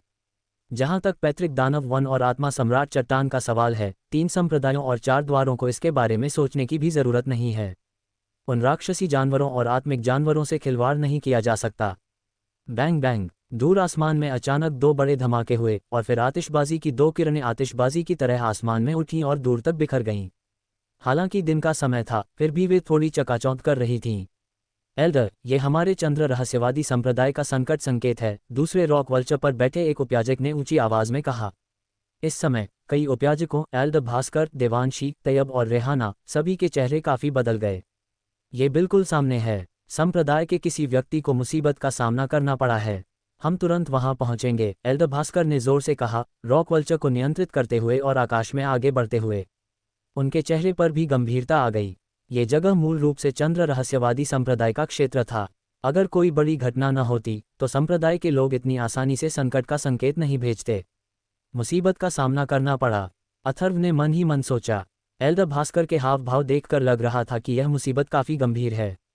समय आने पर उन्हें सावधान रहना होगा। पर्वत श्रृंखला में पेड़ों की मजबूत शाखाएं हवा में लहरा रही थीं, मानो भूत अपने नुकीले दांत और पंजे दिखा रहे हों। कभी कभी मुरझाए हुए पत्ते हवा के साथ उड़ रहे थे। इस इलाके के चारों ओर एक खड़ी और ऊंची चट्टान थी। हवा में खून की तेज गंध फैल रही थी। जमीन पर पहले से ही 30 से ज्यादा लाशें खून से लथपथ पड़ी थीं। उनके कपड़ों से अंदाजा लगाया जा सकता था कि वे दो अलग अलग ताकतों के लोग होंगे।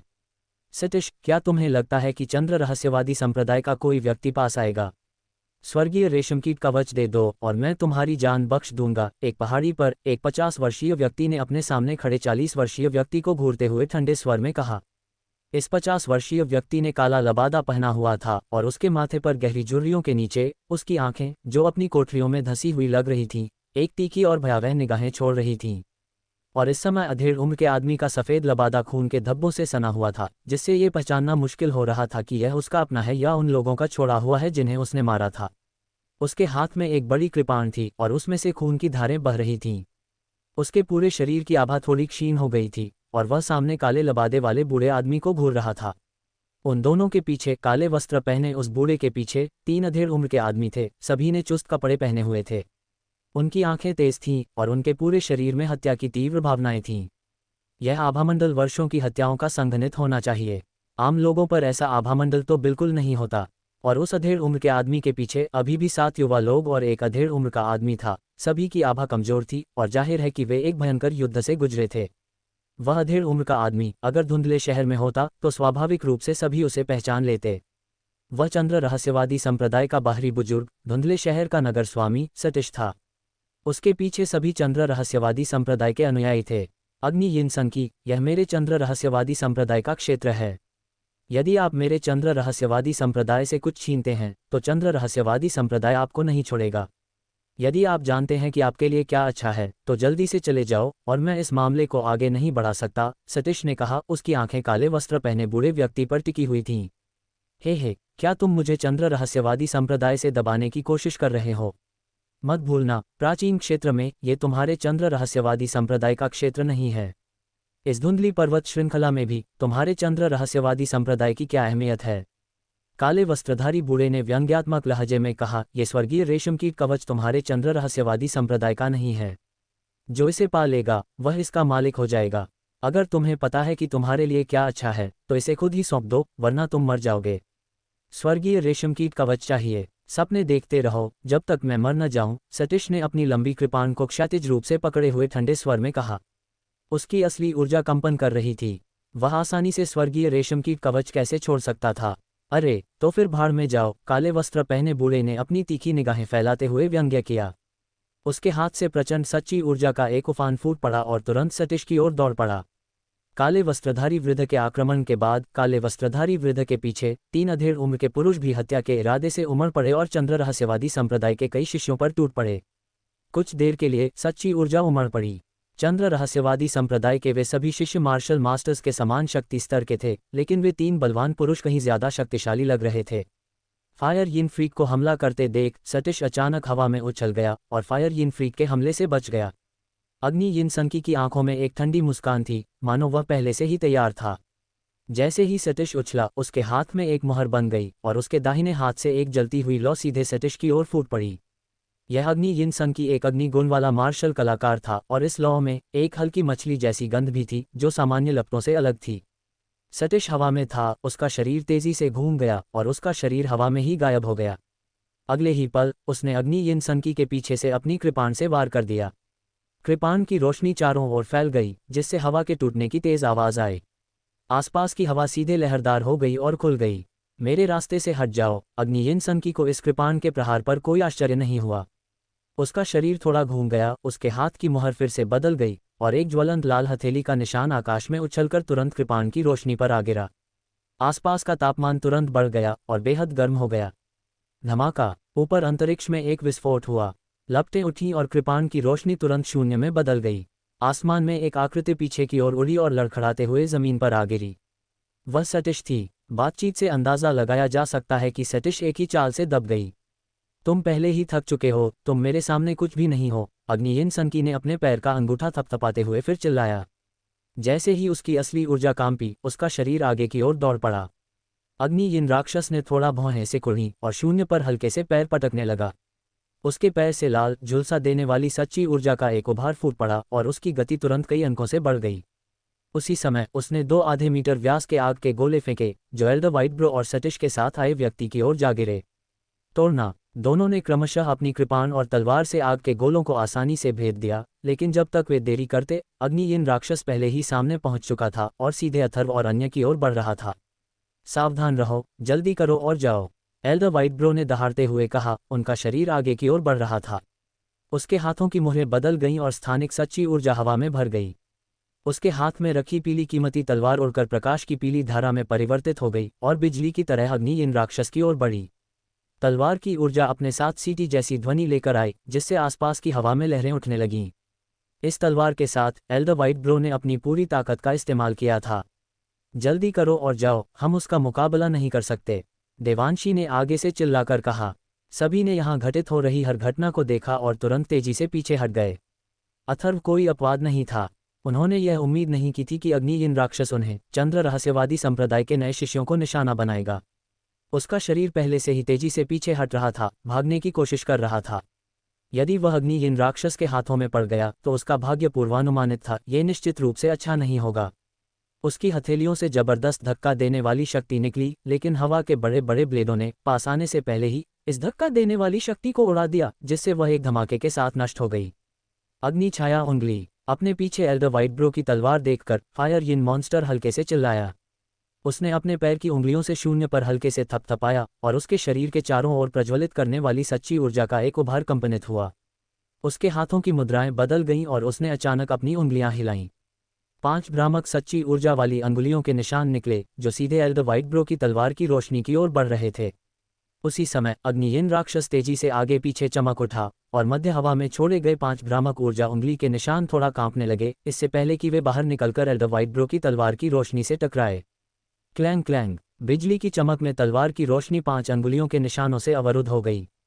वे तलवार की रोशनी को भेद तो नहीं सके, लेकिन उसे विक्षेपित करने में सफल रहे, जिससे वह अग्नियीन राक्षस पर हमला जारी नहीं रख सका। चलो, आपसे शुरू करते हैं। अग्नियीन राक्षस की आकृति सिराज के पीछे प्रकट हुई। भीड़ में सिराज एक आत्मा गुरु होने के नाते गति के मामले में सबसे धीमा था, स्वाभाविक रूप से पीछे रह गया।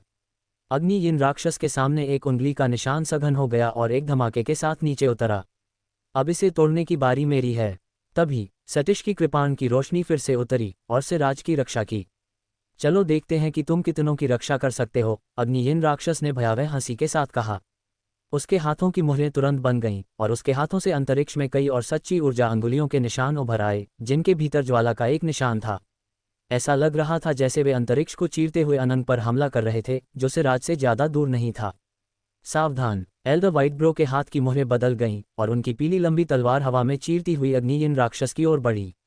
अग्नियीन राक्षस ने ठंडी सांस ली, उसके हाथ की मुहरें बदल गईं। उसके हाथ की 5 प्रज्वलित ऊर्जा अंगुलियों में एक फाड़ने वाली शक्ति थी जो अंतरिक्ष को चीर रही थी। फिर उसका शरीर तेजी से बाईं ओर पीछे हट गया और 5 में से 4 ऊर्जा अंगुलियों के निशान एल्डर व्हाइट ब्रो की लंबी तलवार से अवरुद्ध और उलझ गए।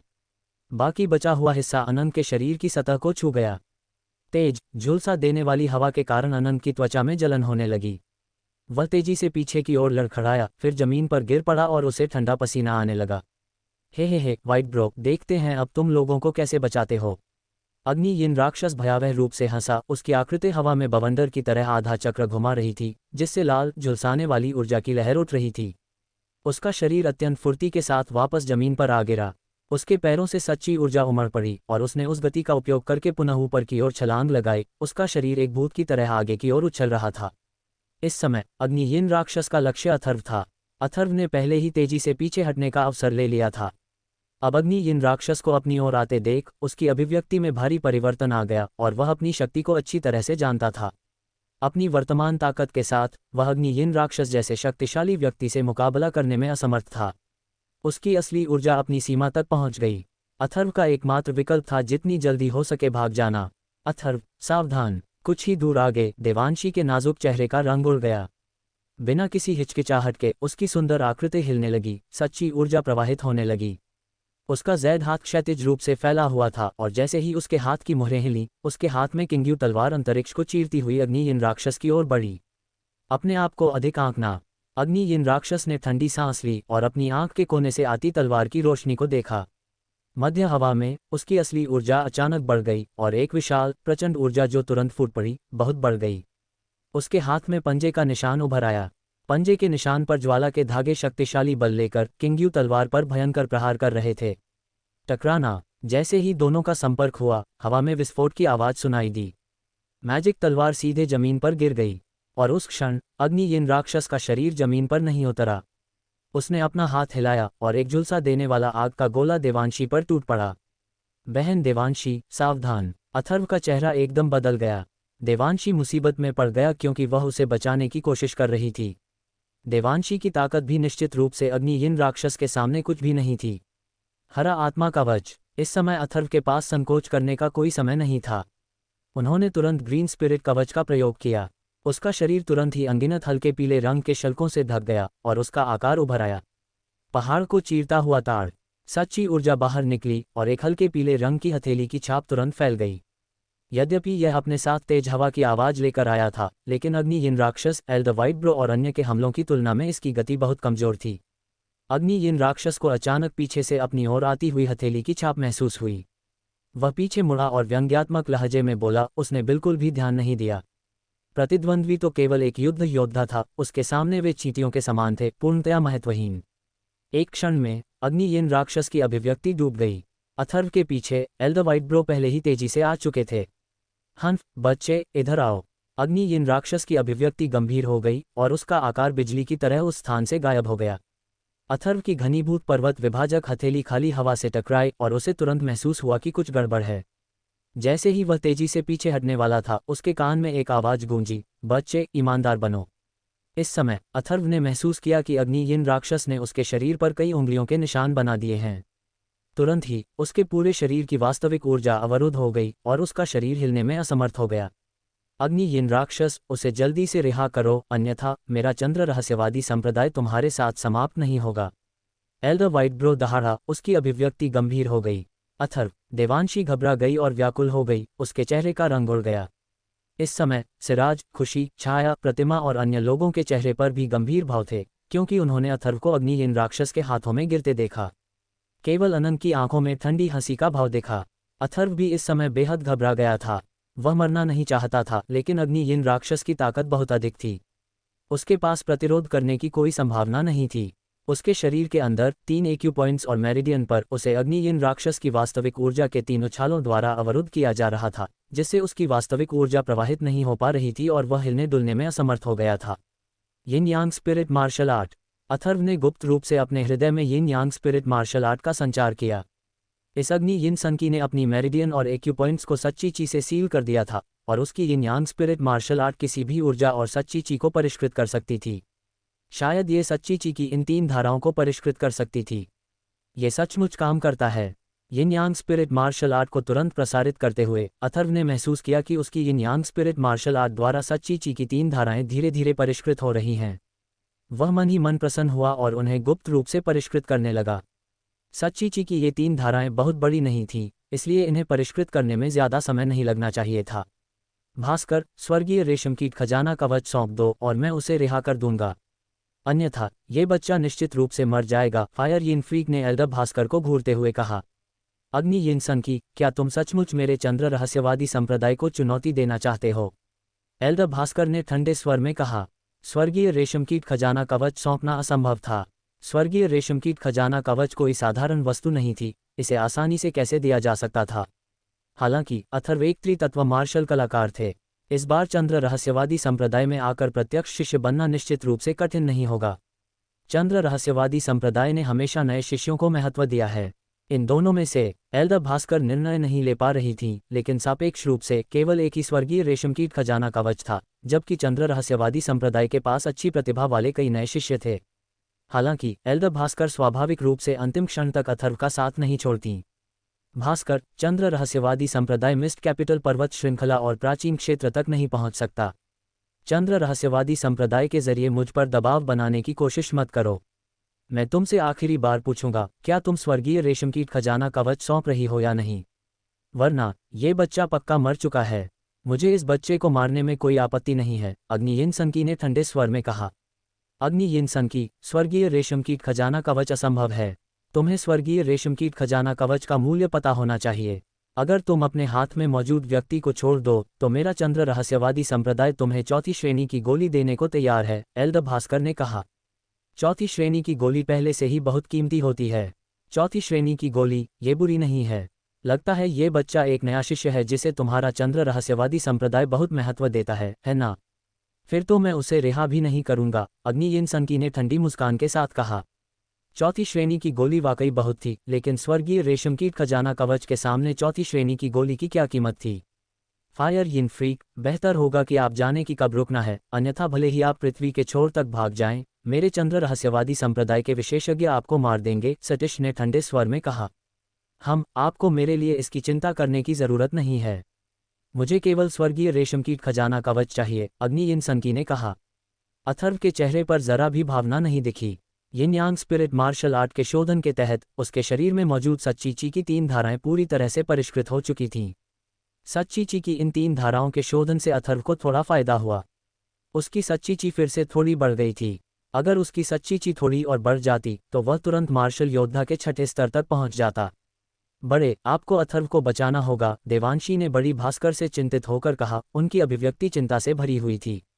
देवांशी, मैं अपनी पूरी कोशिश करूंगी। अथर्व अनुराग शास्त्री का बेटा है और मैं उसे बचा नहीं सकती। बस बात यह है कि स्वर्गीय रेशम कीट खजाना कवच इतना महत्वपूर्ण है कि उसे सौंपा नहीं जा सकता, एल्डर भास्कर ने कहा। भास्कर, मेरा धैर्य सीमित है, फायर यिन फ्रीक अधीर होने लगा था। अग्नि यिनसन की, तुम्हारा शरीर भी मेरे हाथ में है। क्या हम लोगों की अदला बदली कर लें? इस समय एल्डर भास्कर के पीछे अधेड़ महिला उपयाजक और बाकी 3 उपयाजकों ने तन कपड़ों में एक हटे कट्टे आदमी को पकड़ लिया था। बाकी 2 हटे कट्टे आदमियों को अभी अभी चंद्र रहस्यवादी संप्रदाय के लोगों ने घेर कर मार डाला था। भाई अग्नि, मुझे बचा लो, तन कपड़ों में हट्टा कट्टा आदमी गिड़गिड़ाया। कोई भी मरना नहीं चाहता था। अगर तुम्हारी ताकत ही काफ़ी नहीं है तो जीने का क्या फ़ायदा? अग्नि यिनसन ने उदासीनता से कहा। उसने अपने हाथ में एक उंगली नुकीली ताकत जमा की और उसे तुरंत उस हटे कट्टे आदमी की ओर दागा जो तन कपड़ों में था और जिसे चंद्र रहस्यवादी संप्रदाय के लोगों ने पकड़ लिया था। ची, आग की लपटों से भरी उंगली की नोक चुस्त कपड़ों वाले हटे कट्टे आदमी के सीने में जा धंसी। एक खून का गड्ढा बन गया। चुस्त कपड़ों वाला हट्टा कट्टा आदमी अनिच्छा से अग्नि यिनसन को घूरता रहा और जमीन पर गिर पड़ा। कितना निर्दयी! चंद्र रहस्यवादी संप्रदाय के लोगों को भी उम्मीद नहीं थी कि यह अग्नि यिनसन अपने ही लोगों के प्रति इतना निर्दयी होगा। उन्होंने मूल रूप से इस व्यक्ति का इस्तेमाल अग्नि यिनसन को धमकाने के लिए करने की योजना बनाई थी, लेकिन उन्हें उम्मीद नहीं थी कि अग्नि यिनसन इसके झांसे में बिल्कुल नहीं आएगा। मैं इसे और नहीं खींच सकता, वरना मैं पक्का मर जाऊंगा। मैं जोखिम उठाऊंगा। एल्डर भास्कर फायर यिन फ्रीक को घूर रही थी, समझ नहीं पा रही थी कि क्या करें। अचानक एल्डर भास्कर ने देखा कि अथर्व लगातार अपनी आंखें झपका रहा था, मानो कुछ कहना चाहता हो। भास्कर, मेरा धैर्य जवाब दे रहा है। अगर तुम स्वर्गीय रेशम कीट खजाना कवच नहीं सौंपोई तो मैं इस बच्चे को मार दूंगा और फिर धीरे धीरे यहाँ सभी को मार डालूंगा। देखते हैं तुम कितनों की रक्षा कर पाती हो, अग्नि यिनसन ने ठंडे स्वर में कहा। गुस्से में ज्वालामुखी अग्नि यिनसन के बोलने से पहले ही ठीक इसी क्षण अथर्व की सच्ची ची अचानक कंपन हुई और झुलसा देने वाली गर्म सच्ची ची का एक उभार फूट पड़ा। यह अग्नि यिनसन उसे अपने सामने बहुत पास से पकड़े हुए था। क्रोधित ज्वालामुखी अचानक फट पड़ी और उसी समय उसका शरीर तुरंत पीछे हट गया। अग्नि यिनसन को उम्मीद नहीं थी कि जिस व्यक्ति के एक्यूपॉइंट और मेरिडियन उसने सील कर दिए थे वह तुरंत ठीक हो जाएगा। हालांकि एक मार्शल योद्धा का वार उसे गंभीर रूप से घायल नहीं कर सकता था, लेकिन अगर वह इस मौके को पास से झेलता तो स्वाभाविक रूप से असहज होता। वह तुरंत पीछे हट गया और चकमा देते हुए जोर से चिल्लाया, तो तुम एक द्वितत्व मार्शल कलाकार हो? बच्चे, तुम मौत को दावत दे रहे हो। अग्नि यिनसन के हाव भाव थोड़े बदल गए। उसने अपने पैर के अंगूठे से जमीन पर थपथपाया और उसका शरीर लगभग 10 मीटर पीछे खिसक गया। अथर्व के घूंसे से बाल बाल बच गया। बूम! अथर्व का क्रोधित ज्वालामुखी उस जगह पर जोर से लगा जहां अग्नि यिनसन अभी अभी खड़ा था। तुरंत ही एक तेज आवाज हुई और मलबा उड़ गया, धूल में दरारें फैल गईं। हल्की लपटें उठीं। अथर्व ने इस मौके में अपनी पूरी ताकत लगा दी थी, फिर भी वह अग्नि यिनसन का कुछ नहीं बिगाड़ सका। और इसी क्षण फायर यिन फ्रीक का शरीर फिर से सीधा अथर्व की ओर बढ़ा। उसकी आंखें भयावह रोशनी और हत्या के इरादे से भरी हुई थीं। अग्नि यिनसन ये हथेली ले लो। इस समय एल्डर भास्कर ने अथर्व की पलकें झपकते हुए देख ली थीं। हालांकि उन्हें आश्चर्य हुआ कि अथर्व किसी तरह उनकी गिरफ्त से छूट गया, फिर भी वे तुरंत आगे बढ़े, अपनी चौड़ी आस्तीनें हल्के से लहराते हुए। हवा का एक झोंका अचानक जमीन पर आया, जिससे रेत और पत्थर उड़कर सीधे रेत और पत्थरों की एक मोटी परत पर गिर पड़े। और रेत और पत्थरों के पलटने से ठीक पहले एल्दर भास्कर की पुतलियां सिकुड़ गईं। उनके पूरे शरीर की सच्ची ख्यूई अचानक उमड़ पड़ी। उन्होंने एक हाथ की मुहर बनाई और तुरंत एक पीले हथेली के निशान को गाढ़ा कर दिया, जो अग्नि यिनसंकी की ओर बढ़ गया। भास्कर, मैं आज इस बच्चे को मार डालूंगा। अग्नि यिनसंकी अथर्व से नाराज लग रहा था और ठिठक कर हंस पड़ा। उसने वास्तव में एल्दर भास्कर के पीछे से हमले को नज़रअंदाज कर दिया और उसकी आकृति अचानक फिर से तेज हो गई। उसकी भयानक गति चमकने जैसी थी। कई भ्रामक आकृतियां प्रकट हुईं और फिर वह तेजी से अथर्व के पास पहुंचा, अपने हाथ से एक हथेली का निशान छोड़ा, जो सीधे अथर्व के शरीर पर गिर पड़ा। अथर्व के पास बचने की कोई जगह नहीं थी। ताकत में बहुत ज्यादा अंतर था और गति में भी बहुत ज्यादा। उसने सोचा था कि वह मौके का फायदा उठाकर भाग सकता है, लेकिन उसने सोचा नहीं था कि अग्नि राक्षस की गति इतनी भयानक होगी। सबसे बुरी बात यह थी कि और पीछे हटने का मतलब था चट्टान, वापस लौटने का कोई रास्ता नहीं था। फुश! बिना किसी हिचकिचाहट के अथर्व ने अपनी आस्तीन ऊपर उठाई और एक हल्की पीली रोशनी बिजली की तरह चमक उठी। ये हल्की पीली रोशनी अजीब तरह से अग्नि राक्षस की हथेली के निशान को चीरती हुई निकली, मानो वह कुछ भी न हो, और फिर सीधे अग्नि राक्षस की ओर बढ़ी। एक राक्षसी जानवर, उसकी गति अविश्वसनीय रूप से तेज थी। केवल अग्नि राक्षस, जो उसके ठीक सामने था, ही स्पष्ट रूप से देख सकता था कि यह मंद पीली रोशनी एक सांप जैसा राक्षसी जानवर था। उसकी हथेली के निशान को सीधे भेदने में सक्षम होने के कारण अग्नि राक्षस के हाव भाव में जबरदस्त बदलाव आया। ये राक्षसी जानवर तो बिल्कुल भी साधारण नहीं था। वह लापरवाही कैसे कर सकता था? उसने झट से हाथ की मुहरें बनाईं और एक ज्वलंत उंगली का निशान निकला, जिसने राक्षसी जानवर पर हमला कर दिया। ची ची! यह मंद पीली रोशनी वाला राक्षसी जानवर स्वाभाविक रूप से छोटा अजगर था। अपनी ओर बढ़ते हुए उंगली के निशान को देखकर छोटे अजगर ने अपना छोटा सा मुंह चौड़ा किया और एक ज्वाला का गोला उसे छू गया। ये ज्वाला बड़ी नहीं थी, लेकिन इसने अग्नि राक्षस के उंगली के निशान को ढंक लिया। जैसे ही दोनों टकराए, उंगली का निशान तेजी से भस्म हो गया। छोटे अजगर से निकली ज्वाला कोई साधारण ज्वाला नहीं लग रही थी। हालांकि छोटे अजगर की शक्ति अंततः थोड़ी कमजोर थी। पल भर में बची हुई उंगली का निशान सीधे छोटे अजगर के शरीर में घुस गया और छोटे अजगर का शरीर तुरंत पीछे की ओर गिर गया। टकराना! इसी समय एल्दर भास्कर की हथेली का निशान छोटे अजगर के प्रकट होने से विलंबित होकर अग्नि राक्षस की पीठ पर भी बेरहमी से लगा। हथेली का निशान जहां भी जाता, वहां एक तीक्ष्ण ध्वनि उत्पन्न होती। ये प्रहार आश्चर्यजनक रूप से शक्तिशाली था। एल्दर भास्कर ने अपनी पूरी शक्ति लगा दी थी। पफ! अग्नि राक्षस के शरीर से अचानक खून की धार फूट पड़ी। वह एल्दर भास्कर की हथेली भी नहीं झेल सका और उसका शरीर तुरंत लड़खड़ाकर आगे की ओर गिर पड़ा। बेटे, जाओ और मेरे लिए मर जाओ! अग्नि राक्षस ने उपहास किया। उसके मुंह से खून के छींटे निकल रहे थे, लेकिन उसने अथर्व की ओर एक और हथेली का प्रहार किया। बूढ़े राक्षस, अगर तुम मरना चाहते हो तो हम साथ साथ मरेंगे। नीला आत्मा कवच, पहाड़ चीरने वाला ताड़। अथर्व के पास पीछे हटने के लिए कोई जगह नहीं बची थी, लेकिन वह मारा जाना नहीं चाहता था। उसने तुरंत नीला आत्मा कवच जमाया और फिर पर्वत विभाजक ताड़ का कवच छोड़ा, जो एक तेज बल के साथ बाहर आया। Bang bang! दोनों हथेलियों के निशान आपस में टकराए और एक जबरदस्त बल नीचे गिरा। अथर्व का शरीर तुरंत पीछे की ओर गिरा और उसके पीछे 10,000 फुट ऊंची चट्टान पर गिर गया। अथर्व पहले तो माउंटेन स्प्लिटिंग पाम पर सिंदूरी पक्षी कला का प्रदर्शन करना चाहता था, लेकिन दूसरे पक्ष ने उसे मौका ही नहीं दिया। उसका शरीर अचानक 10,000 फुट ऊंची चट्टान से नीचे गिर गया। टकराना! एल्दर भास्कर ने अग्नि राक्षस की पीठ पर एक और हथेली का निशान लगाया। अचानक एक ध्वनि विस्फोट हुआ। अग्नि राक्षस के सामने का प्रकाश अवरोध एल्दर भास्कर ने सीधे तौर पर चकनाचूर कर दिया। रक्त की धुंध की एक और फुहार निकली और उसका शरीर भी 10,000 फुट ऊंची चट्टान की ओर गिर पड़ा। वो बुजुर्ग भास्कर ने तुरंत सीटी बजाई। आकाश में दो चट्टानी गिद्ध 10,000 फुट ऊंची चट्टान की ओर झपटे। अथर्व! देवांशी की अभिव्यक्ति में भारी परिवर्तन आया और वह चट्टान के किनारे की ओर दौड़ी। खुशी और छाया ने एक पल के लिए एक दूसरे को देखा, फिर उनके चेहरे पर उदासी छा गई। दोनों लड़कियां भी घबराकर चट्टान के किनारे की ओर दौड़ीं। केवल अनंग और नृपेश की आंखों में ठंडक की झलक थी। 10,000 फुट ऊंची चट्टान के नीचे सफेद धुंध की एक मोटी परत थी, जिसकी कोई तलहटी नहीं थी। किसी को पता नहीं था कि यह चट्टान कितनी गहरी है, नहीं कोई देख पा रहा था कि नीचे कितनी गहराई है। बड़े, आपको अथर्व को बचाना होगा। देवांशी चट्टान के नीचे घूर रही थी, उसका चेहरा पीला पड़ गया था। इस 10,000 फुट ऊंची चट्टान से नीचे गिरने पर हवा से उड़ान भरने वाले मार्शल आर्ट के बावजूद एक मार्शल सैनिक के लिए वापस ऊपर आना मुश्किल हो जाता। देवांशी, चट्टानी गिद्ध नीचे चले गए हैं। वे निश्चित रूप से अथर्व को बचा लेंगे, एल्दर भास्कर ने कहा, लेकिन वह मन ही मन आह भरने से खुद को नहीं रोक पाए। ये चट्टान मिस्ट कैपिटल पर्वत श्रृंखला में एक अनोखी जगह थी, अथाह। नीचे कितनी गहराई है, ये देखने के लिए कोई भी नीचे नहीं गया था। इसके अलावा एल्डर भास्कर ने अभी अभी अथर्व को अग्नि राक्षस से एक और हथेली का वार सहते देखा था। इस तरह नीचे गिरना शायद अच्छे से ज्यादा बुरा था। अब वे बस किसी चमत्कार की उम्मीद कर सकते थे। कांव कांव। थोड़ी देर बाद दो चट्टानी गिद्ध चट्टान से उड़कर हवा में चक्कर लगाने लगे, चीखने लगे मानो कुछ कह रहे हों। बड़े भाई, चट्टानी गिद्ध नीचे नहीं जा सकते। नीचे घना कोहरा है, बिल्कुल नहीं देख सकते। चंद्र रहस्यवादी संप्रदाय की मध्यम आयु वर्ग की महिला उपयाजक ने एल्डर भास्कर से कहा। बड़े, हमें क्या करना चाहिए? हमें अथर्व को बचाना होगा। मैं उसे ढूंढने नीचे जा रहा हूँ। देवांशी की आंखों में आंसू आ गए और वह 10,000 फुट ऊंची चट्टान से नीचे कूदने वाली थी।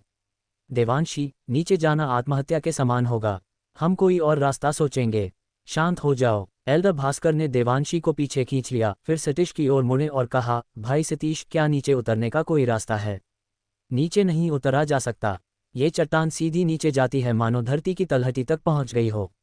कई बलवान साधकों ने कोशिश की है, लेकिन वे नीचे नहीं उतर पाए। हमें नहीं पता कि यह नीचे कहाँ जाती है और हम इसके चारों ओर नहीं जा सकते। सतीश ने धीरे से कहा। नीचे गिरने का मतलब निश्चित मृत्यु है। चलो चलें। अनंत ने उदासीनता से कहा। नहीं, मैं अथर्व को बचाने के लिए नीचे जा रहा हूँ। देवांशी की आंखें आंसुओं से भर आईं। अनजाने में उसे लगा जैसे उसने अपनी आत्मा खो दी हो। उसका दिल दृढ़ था, अथर्व हरगिज नहीं मरेगा। वह जरूर नीचे होगा। देवांशी, शांत हो जाओ। यह कोई साधारण चट्टान नहीं है। मैं कोई और रास्ता सोचूंगा। एल्डर भास्कर के बोलने के बाद उन्होंने देवांशी की गर्दन के पीछे अपनी उंगली का निशान दबाया और देवांशी तुरंत बेहोश हो गया। मैं नीचे जाकर देखूंगा। एल्डर भास्कर ने देवांशी को मध्यम आयु वर्ग की महिला उपयाजक को सौंप दिया, फिर एक चट्टानी गिद्ध पर छलांग लगाए और स्वयं उस पर सवार होकर चट्टान से नीचे उतर आए। चट्टान के नीचे केवल 100 मीटर नीचे उतरने के बाद सफ़ेद घना कोहरा और भी घना होता गया। एल्डर भास्कर की साधना के कारण उनकी दृष्टि केवल कुछ मीटर ही देख पा रही थी। राक्षसी पशु शिलागिद्ध तो बिल्कुल भी स्पष्ट नहीं देख पा रहा था। घने कोहरे में वह आगे, पीछे, बाएं या दाएं का भेद नहीं कर पा रहा था और आगे नीचे भी नहीं जा पा रहा था। बुजुर्ग भास्कर ने नीचे देखा। अभी भी घना कोहरा था। इसके अलावा उन्हें कुछ भी दिखाई नहीं दे रहा था। अथर्व, बुजुर्ग भास्कर ने कई बार चिल्लाया, लेकिन चट्टान से केवल गूंज ही सुनाई दी। ये चट्टान तो बिल्कुल अथाह थी। बड़े, कैसा रहा? बुजुर्ग भास्कर गिद्ध पर सवार होकर वापस चट्टान पर चढ़ गए। खुशी ने पूछा। बिल्कुल नहीं। नीचे तो बिल्कुल भी धुंधली स्थिति है और चट्टानी गिद्ध नीचे नहीं जा सकते। मुझे डर है कि यह अच्छे से ज्यादा बुरा है। बुजुर्ग भास्कर ने आह भरते हुए कहा।